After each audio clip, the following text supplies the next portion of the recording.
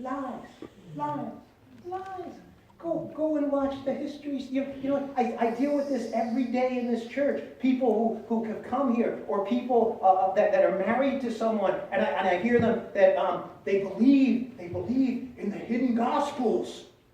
The hidden gospel of Mary Magdalene, and the hidden gospel of Thomas, and the Gnostic gospels that were written 300 years after Christ. False gospels, lies.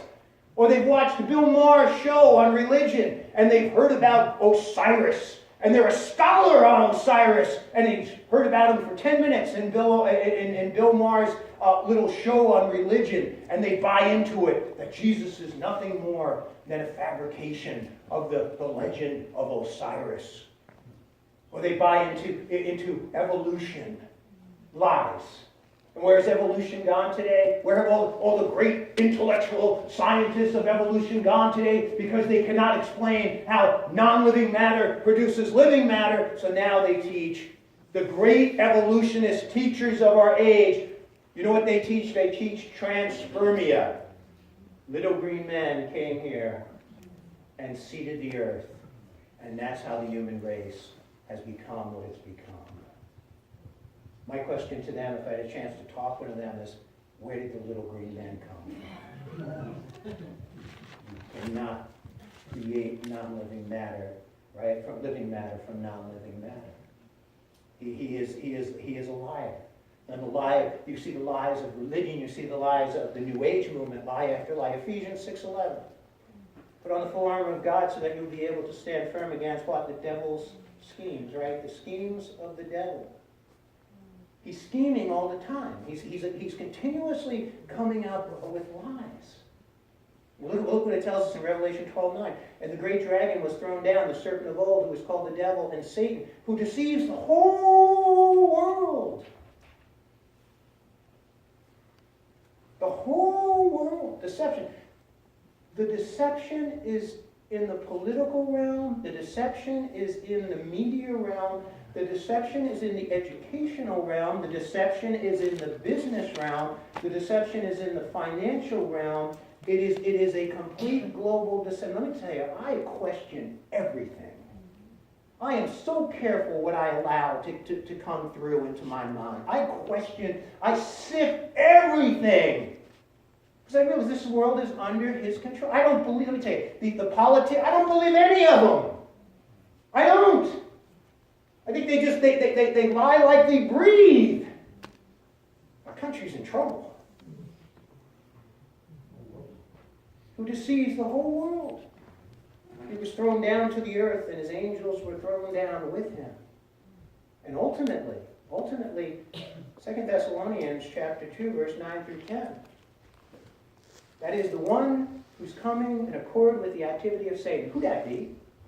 Who that? Antichrist, right? With all power and signs and false wonders, and with all deception of wickedness. For those who perish, there is coming, let me tell you, there is a deception coming upon this world, and Jesus said the deception will be so strong that it could, if possible, even deceive the elect. The deception, let me tell you, the deception will be so massive. You'll see people in the churches flocking to it. Why? Because they did not receive the love of the truth. We have to have such a love for the truth. We must have such a love for the truth that anything that does not line up with this book, we reject it. Anything that does not line up with this book, I don't care, again, politically, economically, financially, socially, educationally, religiously, anything that does not line up with this book, we need to throw it off and reject it. That is the love for the truth, without compromise. And that's the secret. That's the secret to really the sword of the Spirit. Look at Jesus. John chapter 8, verse 31 to 32. Then Jesus said to those Jews who believed in him, if you abide in my word, you are my disciples indeed, and you shall know the truth, and the truth shall set you free. If you're going to live a humble life and be used as a vessel surrendered to him, expect the enemy to come. And he will come against you with lies. Last thing here. Humility, submission. Verses 23 through 26. Therefore, do what we tell you. So this is the Jerusalem council now saying to Paul, right? This is James and there's some of the apostles, the elders here. They say, do what we tell you. We have 4 men who have taken a vow.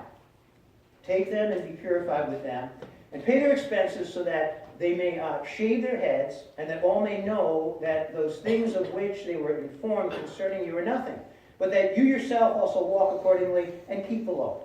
But concerning the Gentiles who believe, we have written and decided that they should observe no such thing, except that they should keep themselves from things offered to idols, from blood, and from things strangled, and from sexual immorality, the things that really are offensive to the Jews. And Paul took the men, and the next day, having been purified with them, entered the temple to announce the expiration of the days of purification, at which time an offering should be made for each one of them. Notice here Paul's submission to the eldership of the church. Now watch this. 4 men have made a vow. What vow are they talking about? Remember the vow Paul made? He's still in it. Remember the vow? Yeah, they made a Nazirite vow. Nazirite vow, Numbers chapter 7, I'll go through this really quick with you. Nazirite vow, a special vow to separate oneself to Jehovah. No wine or strong drink, no grape products, no razor on the head, hair grows long, no dead bodies. Can't even touch a dead loved one, can't even touch your spouse if they die. Do that. Now, what he says, now you make the vow, and what's going to happen is now you're going to pay their fee. At the end of the Nazirite vow, here's what it says in Numbers. And the fee would have been very expensive for Paul. So it says, now this is the law of the Nazirites. When the period of separation is over, he is to be brought to the entrance of the tent of meeting. There he is to present his offering to the Lord, a year-old male lamb without defect for a burnt offering. Now, that's a little baby sheep, okay? And he has to buy 5 of them. A year-old ewe lamb as a sinner, a ram without defect for a fellowship offering, 5 rams. Then there had to be a grain offering and drink offerings, and a basket of bread made without yeast. This had to cost him a good amount of money. Why is Paul doing that? Is he under the law? Why is Paul doing this? He's a Roman, a Jew. What do you think the reason is? I think that it's clearly his humility in submitting to the eldership, but I think there's something more here. What is Paul's goal in going into the temple? What is his goal? What does he seek to do? Preach the gospel. To win the Jews. So Paul's words in 1 Corinthians chapter 9, verse 19 through 23. For though I am free from all men, I have made myself a servant of all, that I might win the more. And to the Jews I became a Jew, that I might win Jews. And to those who are under the law, as under the law, that I might win those who are under the law. To those who are without the law, as without the law, not being without the law towards God, but under law towards Christ, that I might win those who are without the law. And to the weak I became weak, that I might win the weak. I become all things to all men. I didn't have to get my way. I didn't have to do it my way. That I might, by all means, save some. See, I can wear yarmulke amongst Jewish people. Do I mean, am I afraid I'm going to go to hell if I don't? No, but I can wear yarmulke when I'm with some of my Jewish friends at their ceremonies. I'll even put on a prayer shawl. Do I need a prayer shawl to pray to God? No. But if it's going to make them feel more comfortable and open the door for me to show them Yeshua, I will do that. Now this I do for the gospel's sake, that I may be partaker for it with you.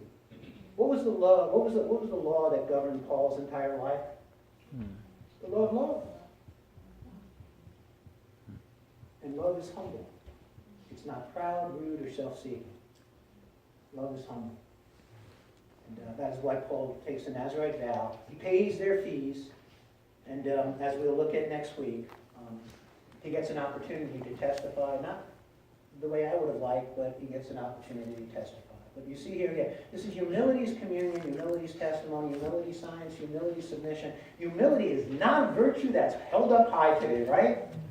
No, it's all about image. It's all about phony, fake image. Wrap up. Final words here. Jesus' words, Matthew chapter 18, verses 1 through 5. At that time, the disciples came to Jesus and asked, "Who then is the greatest in the kingdom of heaven?" And he called a little child to him and placed the child amongst them and said, "Truly I tell you, unless you change and become like little children, you will never enter the kingdom of heaven. Therefore, whoever takes the lowly position of this child is the greatest in the kingdom of heaven. And whoever welcomes one such child in my name welcomes me." If we become like little kids, the greatest are the ones who are the most humble.